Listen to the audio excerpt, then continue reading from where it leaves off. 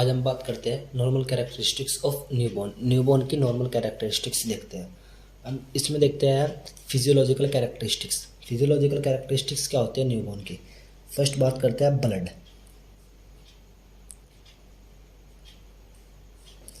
जो ब्लड है, ब्लड में देखते हैं ब्लड का अमाउंट ऑफ ब्लड। जो नॉर्मली अमाउंट होता है ब्लड का बॉडी के अंदर न्यूबॉर्न के, वो कितना होता है 80 ml पर kg of body weight. 80 ml पर kg ऑफ बॉडी वेट। बात करते हैं ब्लड के अंदर आरबीसी देखते हैं। आरबीसी जो नॉर्मल आरबीसी होती है ब्लड के अंदर ही होती है 6 to 8 मिलियन पर क्यूबिक mm पर क्यूबिक mm। जो आरबीसी होते हैं नॉर्मल 6 to 8 पर मिलियन क्यूबिक सीजीएम होती है। इसके बाद आरबीसी का लाइफ स्पान देखते हैं। अब अगर बच्चा टर्म बेबी है, बात करते हैं life span of RBC. Life span of RBC देखते हैं। अगर बेबी ट्रम बेबी है, ट्रम बेबी, तो इसका लाइफ स्पान कितना होगा 80 डेज। और अगर प्रीटर्म बेबी है, प्रीटर्म बेबी, तो लाइफ स्पान होगा 60 days. 60 days life span of RBC. Normal RBC 6 to 8 million होती है। Life span of RBC term baby के लिए आरबीसी का लाइफ स्पान होता है 80 डेज और प्रीटर्म बेबी का 60 डेज होता है लाइफ स्पान ऑफ आरबीसी। अब बात करते हैं आरबीसी के बाद हीमोग्लोबिन, एचबी। हीमोग्लोबिन, जो हीमोग्लोबिन होता है ये कितना होता है नॉर्मली न्यूबॉर्न के अंदर। नॉर्मल जो हीमोग्लोबिन की मात्रा होती है 18 to 20 ग्राम। 18 to 20 ग्राम पर ml। 18 to 20 ग्राम पर ml ये होती है नॉर्मल हीमोग्लोबिन की मात्रा। अब बात करते हैं आरबीसी, डब्ल्यूबीसी। जो डब्ल्यूबीसी होती है, अब बात करते हैं डब्ल्यूबीसी। जो नॉर्मल डब्ल्यूबीसी होती है, डब्ल्यूबीसी को और क्या बोल सकते हैं, डब्ल्यूबीसी को white blood cell. White blood cell इसको बोलते हैं white blood cell. White blood cell बोल के और बोल सकते हैं ल्यूकोसाइट्स। ल्यूकोसाइट्स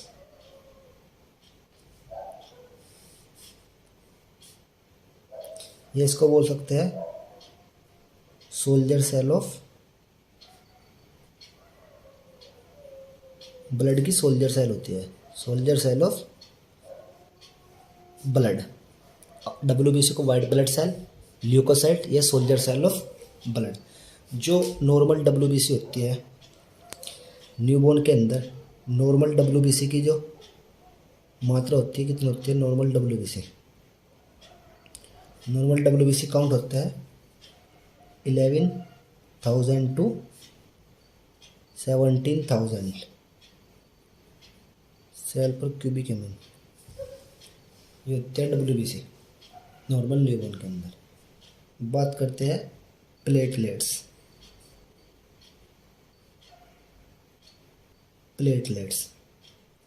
जो प्लेटलेट्स होती है उसको बोल सकते हैं thrombocytes.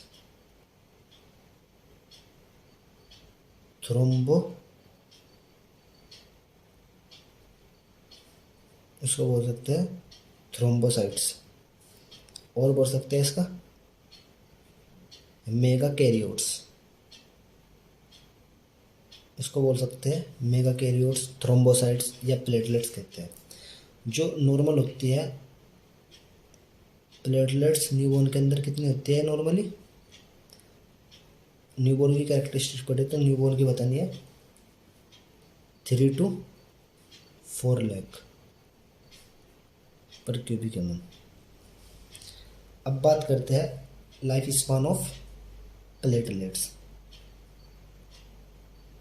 Life span of platelets, platelets का जो लाइफ स्पान होता है ये नॉर्मली 8 to 12 डेज होता है, लाइफ स्पान ऑफ प्लेटलेट्स।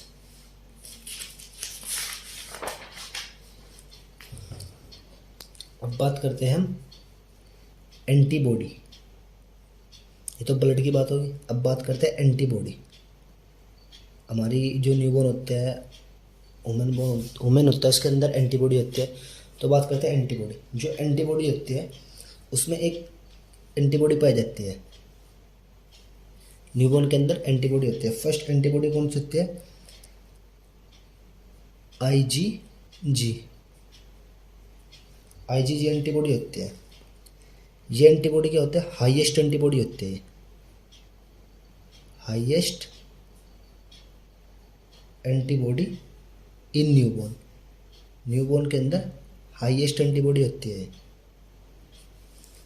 अब जो ये IgG एंटीबॉडी होती है ये न्यूबॉर्न के अंदर किस तरीके से होती है, मतलब कि अगर ये नॉर्मली मदर के अंदर होती है, मदर टू फीटस में जाएगी, मदर टू बेबी, ये मदर टू बेबी में ट्रांसफ़र होती है। जो एंटीबॉडी IgG एंटीबॉडी होती है ये हाईएस्ट एंटीबॉडी होती है, ये मदर से बेबी में जाएगी। अब किसके द्वारा जाएगी? वर्टिकली ट्रांसमिट होती है प्लेसेंटा के द्वारा, थ्रू प्लेसेंटा।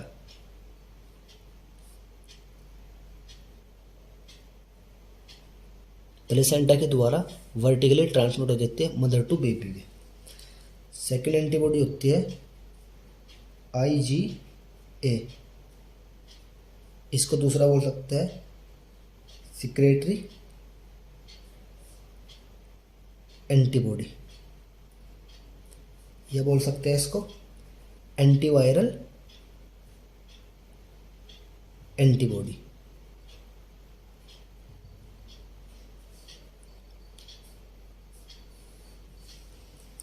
जो ये IgG एंटीबॉडी होती है ये मदर से बेबी में जाएगी, मदर से बेबी न्यूबॉर्न के अंदर जाएगी। न्यूबॉर्न या बेबी बोल ले, न्यूबॉर्न या बेबी बोल लो इसको। ये किस तरह से जाती है? Through the breast feeding, through breast feeding. Breast feeding के द्वारा ये बेबी में चली जाती है, न्यूबॉर्न के अंदर चली जाती है एंटीबॉडी IgA। अब बात करते हैं एंटीबॉडी थर्ड, जिसका नाम होता है IgM एंटीबॉडी। IgM एंटीबॉडी, जो IgM एंटीबॉडी होते हैं इसका स्ट्रक्चर देखते हैं। इसका जो स्ट्रक्चर होता है ये पेंटामेरिक होता है, पेंटामेरिक। इसका जो स्ट्रक्चर होता है पेंटामेरिक स्ट्रक्चर की होती है ये IgM एंटीबॉडी। ये एंटीबॉडी लार्जेस्ट एंटीबॉडी होती है, ये लार्जेस्ट एंटीबॉडी होती है। ये फर्स्ट लाइन डिफेंस एंटीबॉडी होती है, फर्स्ट लाइन डिफेंस होती है, फर्स्ट लाइन डिफेंस एंटीबॉडी होती है। न्यूबॉर्न के अंदर बेसिकली एब्सेंट रहती है। अगर न्यूबॉर्न के अंदर बेसिकली एब्सेंट रहती है, ये प्लेसेंटा बैरियर को क्रॉस नहीं करती है। IgM antibody can not cross placenta barrier, ये प्लेसेंटा बैरियर को क्रॉस नहीं कर सकती IgM एंटीबॉडी। अगर ये एंटीबॉडी बेबी के अंदर पाई जाती है, अगर जैसे बेबी का जन्म होने के तुरंत बाद ये एंटीबॉडी हमको IgM एंटीबॉडी दिखती है बेबी के अंदर, तो बेबी को इंट्रा यूट्राइन लाइफ में कोई इन्फेक्शन लगा हुआ है, तो जिस कारण ये एंटीबॉडी बेबी के अंदर पाई जाती है। ये इन्फेक्शन के अगेंस्ट काम करती है। अगर बेबी के अंदर ये एंटीबॉडी पाई जाती है तो इंडिकेट करते हैं कि इंट्रा यूट्राइन लाइफ में बेबी को कोई इन्फेक्शन हुआ है। अगर बेबी के अंदर आईजीएम एंटीबॉडी पाई जाती है तो इंट्रा यूट्राइन लाइन में बेबी को इन्फेक्शन लगा है, जिस कारण आईजीएम एंटीबॉडी पाई जाती है। ये largest antibody, first line defence, सबसे पहले डिफेंस करने वाली एंटीबॉडी होती है। अब बात करते हैं इसके बाद हम blood glucose level. Blood glucose level, BGL, blood glucose level. जो ब्लड ग्लूकोज लेवल होता है नॉर्मली न्यूबॉर्न के अंदर, नॉर्मल न्यूबॉर्न के अंदर जो ब्लड ग्लूकोज लेवल होता है ये होता है 40 to 60 mg/dl after 3 days of birth.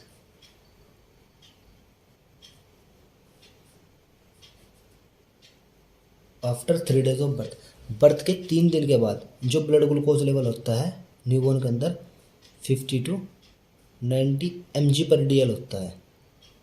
अब बात करते हैं हम वाइटल साइन।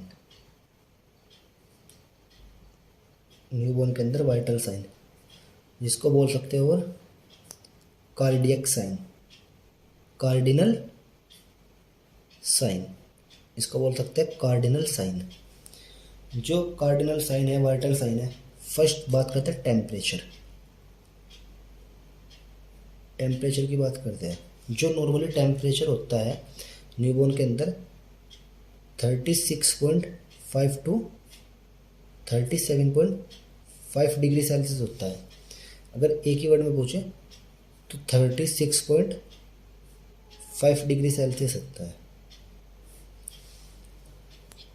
या फ़ारेनहाइट में पूछे तो 97.8 फ़ारेनहाइट टू 99.6 फ़ारेनहाइट। ये हो गया फ़ारेनहाइट में, ये हो गया सेल्सियस में। अब जो टेम्परेचर है, टेम्परेचर को क्या करना है, टेम्परेचर लेना है बेबी का टेम्परेचर। तो most route of neonatal temperature,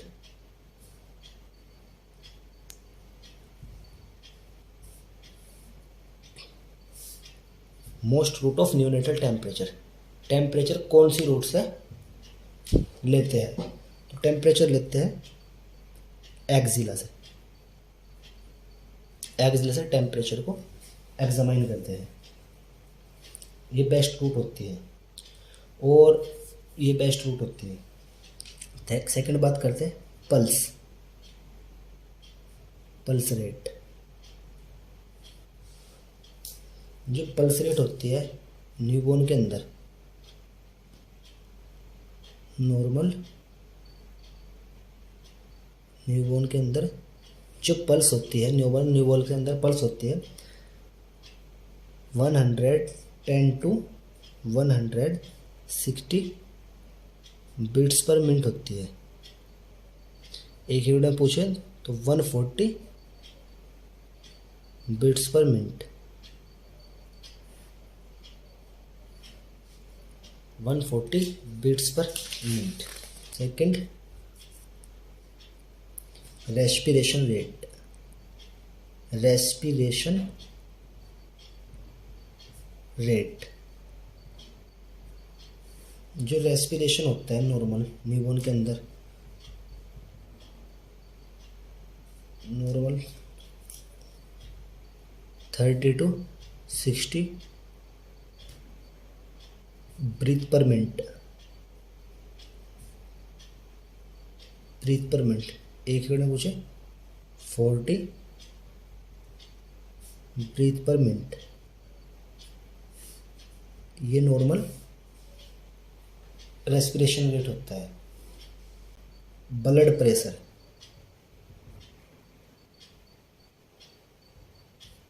blood pressure जिसको शॉर्ट फॉर्म होती है बीपी, ब्लड प्रेशर। जो नॉर्मल ब्लड प्रेशर होता है न्यूबॉर्न के अंदर, ये कितना होता है 60 to अपर को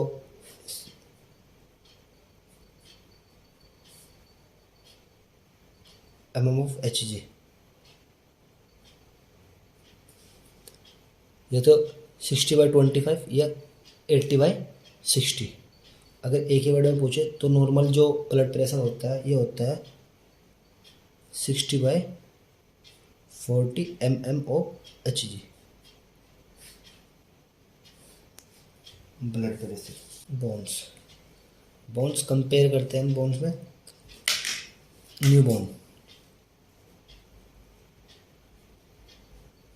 न्यूबॉर्न एंड एडल्ट। जो न्यूबॉर्न के अंदर बोन होती है 280 to 300, एडल्ट के अंदर 206 होती है। बोन्स के बाद होते हैं मसल्स। जो मसल्स होती है न्यूबॉर्न के अंदर एंड एडल्ट्स के अंदर। जो मसल्स होते हैं न्यूबॉर्न के अंदर होती है 650 और एडल्ट के अंदर 639। तो एक बार रिवाइज करते हैं हम दोबारा से नॉर्मल कैरेक्टरिस्टिक्स ऑफ न्यूबॉर्न। बात करते हैं फिजियोलॉजिकल कैरेक्टरिस्टिक्स में ब्लड होता है। जो ब्लड होता है ब्लड के अंदर अमाउंट होता है ब्लड का 80 ml पर केजी बॉडी वेट के हिसाब से ब्लड का अमाउंट होता है। आरबीसी कितनी होती है 6 to 8 मिलियन होती है। लाइफ स्पान ऑफ आरबीसी का लाइफ स्पान, टर्म बेबी है तो उसका life span 80 days, pre term baby है तो उसका लाइफ स्पान 60 डेज। बात करते हैं haemoglobin HB. Normal haemoglobin 18 to 20 ग्राम पर ml। बात करते हैं आरबीसी डब्ल्यूबीसी को बोलते हैं वाइट ब्लड सेल्स या ल्यूकोसाइट्स। इसको बोलते हैं सोल्जर सेल ऑफ ब्लड की सोल्जर सेल भी बोलते हैं इसको।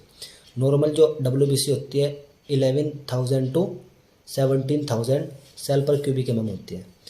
और इसके बाद आते हैं प्लेटलेट्स। जो प्लेटलेट्स होते हैं इसको बोलते हैं थ्रोम्बोसाइट्स भी बोलते हैं उसको मेगा कैरियर्स भी बोलते हैं प्लेटलेट्स को। नॉर्मल न्यूबॉर्न के अंदर जो प्लेटलेट होती है 3 to 4 लाख पर क्यूबिक mm होती है। Life span of platelets. जो प्लेटलेट्स का लाइफ स्पान होता है 8 to 12 डेज होता है लाइफ स्पान ऑफ प्लेटलेट्स। बात करते हैं एंटीबॉडी में IgG एंटीबॉडी होती है। IgG एंटीबॉडी ये हाईएस्ट एंटीबॉडी होती है न्यूबॉर्न के अंदर।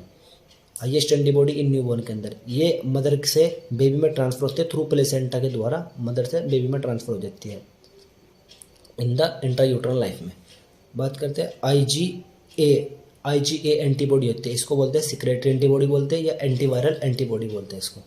ये मदर से न्यूबॉर्न के अंदर बेबी के अंदर थ्रू ब्रेस्ट फीडिंग के द्वारा, ब्रेस्ट फीडिंग कराती है जब माँ बच्चे को, इसके द्वारा ये बेबी के अंदर आ जाती है IgA एंटीबॉडी। बात करते हैं IgM एंटीबॉडी। ये इसका स्ट्रक्चर IgM एंटीबॉडी का पेंटामेरिक स्ट्रक्चर होता है। ये लार्जेस्ट एंटीबॉडी होती है, फर्स्ट लाइन डिफेंस एंटीबॉडी होती है। मतलब कि अगर कोई इन्फेक्शन लग गया तो सबसे पहले IgM एंटीबॉडी आकर वहाँ पर डिफेंस करेगी। IgM एंटीबॉडी, जो IgM एंटीबॉडी है can not cross placenta barrier. मतलब कि इंट्रायूट्रल लाइफ में ये प्लेसेंटा बैरियर को क्रॉस नहीं करती। क्यों नहीं करती? अगर IgM एंटीबॉडी प्लेसेंटा बैरियर को क्रॉस कर देती है तो इंट्रायूट्रल लाइन में बच्चे को इन्फेक्शन हुआ, कोई इंडिकेट करता है कि इंट्रायूट्रल लाइन में बच्चों को इन्फेक्शन हुआ। इसलिए IgM एंटीबॉडी ये जब भी क्रॉस करते हैं जब इन्फेक्शन लग जाता है बच्चे को, IgM एंटीबॉडी। इसके बाद आता है blood glucose level BGL। Normal newborn के अंदर blood glucose level 40 to 60 mg/dl होता है। आफ्टर 3 दिन के बाद देखते हैं तो 50 to 90 mg/dl होता है। इसके बाद आता है वाइटल साइन या cardinal sign. Temperature 36.5 to 37.5 degree Celsius होता है। एक वर्ड में पूछे 36.5 डिग्री सेल्सियस। या फ़ारेनहाइट में 97.8 Fahrenheit to 99.6 Fahrenheit. Most route of neonatal temperature के अगर बच्चे का टेम्परेचर चेक करते हैं न्यूबॉर्न का तो कौन से रूट से करते हैं? एक्सिला से करते हैं। पल्स रेट, बेबी के अंदर पल्स रेट देखते हैं। न्यूबॉर्न के अंदर जो पल्स रेट होती है 110 to 160 बीट्स पर मिनट होती है। नॉर्मली एक ही वर्ड में देखें कि नॉर्मल कितनी होती है 140 बीट्स पर मिनट। ये एक नॉर्मल रेंज होती है पल्स रेट की। बात करते हैं रेस्पिरेशन रेट। रेस्पिरेशन कितना होता है न्यूबॉर्न के अंदर 30 to 60 ब्रीथ पर मिनट। एक ही वर्ड में पूछे तो 40 beats per minute. Blood glucose level, blood pressure की बात करते हैं बीपी। जो ब्लड प्रेशर होता है ये देखते हैं। नॉर्मल जो ब्लड प्रेशर होता है 60/25 या 80/60 mm/Hg ये होता है। अगर एक ही वर्ड पूछे तो 60/40 mm/Hg होता है ब्लड प्रेशर इन न्यूबॉर्न के अंदर। बोन्स के बारे में, न्यूबॉर्न में बोन कितनी होती है और एडल्ट में। जो न्यूबॉर्न के अंदर बोन्स होती है ये 280 to 300 होती है, और एडल्ट के अंदर देखते हैं तो 206 बोन होती है। अब बात करते हैं मसल्स के बारे में। जो मसल्स होती है एडल्ट के अंदर और न्यूबॉर्न के अंदर, न्यूबॉर्न के अंदर मसल्स होती है 650 एंड एडल्ट के अंदर होती है 639। थैंक यू दोस्तों।